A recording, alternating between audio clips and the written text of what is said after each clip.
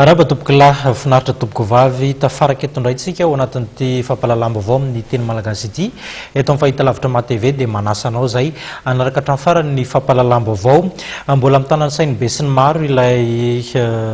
lozam-pifamoivoizana izay nafatesana olona maro tetsy Ankazobe tamin'ny andron'ny omaly maro ny akon'izay sy ny fanehoan-kevitra manodidina ity vaovao ity hoentina amintsika ihany koa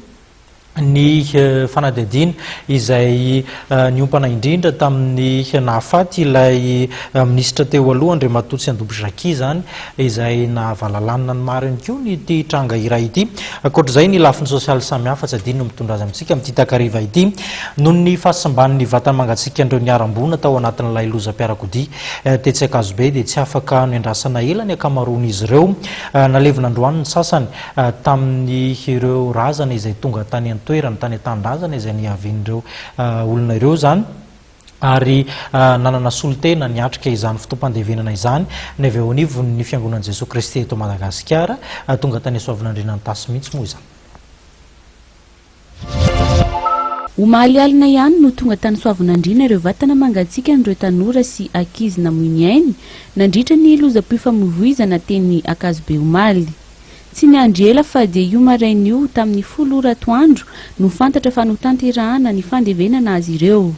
Nisa 20 izy ireo no nalevina tamin'izany raha araka ny fampitambavaovao iray ka isan'ireo tonga tany nanome voninahitra azy ireo nisy nitarika ny fotoana tamin'izany ny sekretera jeneraly ny FUB FJKM raha ny fantatra. Hatreto aloha raha nitare marika izay voarainy ny FUB FJKM dia 20 ny isan'ireo namoiniainy. Ny apahany zany miandry raharaha vaovao amin'ny fionabe samihafa mbola mandeha any ary ny apahany lasa nanotrona ny fandevenana any nanotrona ny fandevenana any dia nitondra ny vola fanampiana sy ny zavatra nomena avy amin'ny mpianakavy ny fonona maro samihafa any Soavinandriana amin'izao fotoana izao tamin'ny 10 ankio-maraina zany no natao zay fandevenana zay dia mifanotrona tsy misy solotena amin'ny profbe any dia misy solotena ny mpanatanteraka izay tarihany sekretera jeneraly ny FJKM any toerana any amin'izao fotoana izao. Le fanotronana sy fitrotrona mambavaka sy eo anilany manamanjo zany dia tanterahany fiangonana tsara ao anatin'izay. 7 no amin'ny ACR ny vatana mangatsiaka ao dia 4 no fahita tany amin'ny akoatran'le 7 efa nakarana taty 4 ny any hôpitalin'ny Ankazobe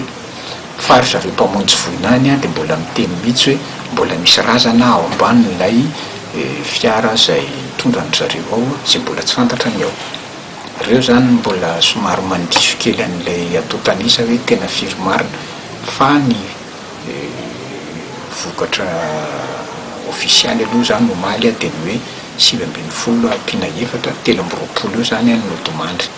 Afaka 2 andro no fantatra ny tena isa marina mahakasika an'ity lozam-pifamoivoizana ity raha ny fanazavana voaray.